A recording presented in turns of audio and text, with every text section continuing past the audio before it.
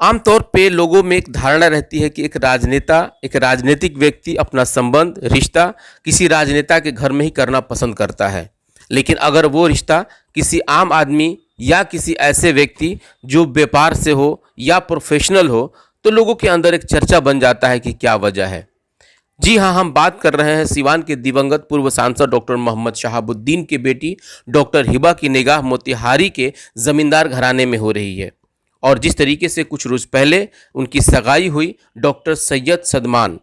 उनके घर के बारे में हम बताते चले तो सिर्फ वो ज़मींदार ही नहीं बल्कि कहीं ना कहीं राजनीतिक परिवार से भी वो ताल्लुक़ रखते हैं। और उन्हीं के घर में एक ऐसे भी व्यक्ति हैं जो प्रोफेशनल तो हैं लेकिन राजनीति से ओत प्रोत ज़्यादा रहते हैं। और ऐसा नहीं है कि उन्होंने राजनीति में अपना तकदीर और किस्मत नहीं आजमाया। लेकिन हम आपको जो बताते चलें तो आपको जान करके यह हैरानी होगी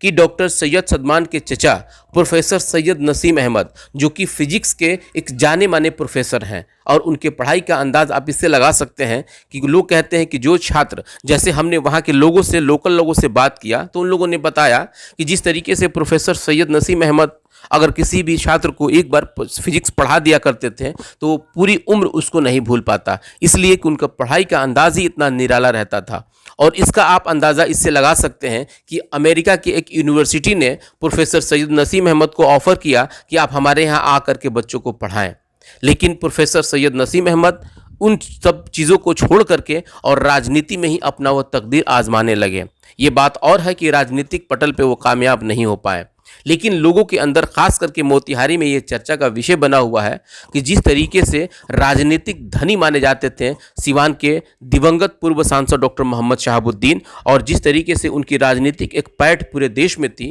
क्या उसका फ़ायदा अब उस परिवार को मिल पाएगा, ये देखने वाला बड़ा दिलचस्प बात है। लेकिन जिस तरीके से लोगों के अंदर एक अटकलें लगाई जा रही हैं कि जो विरासत पूर्व सांसद डॉक्टर मोहम्मद शहाबुद्दीन छोड़ के गए हैं और जिस विरासत पे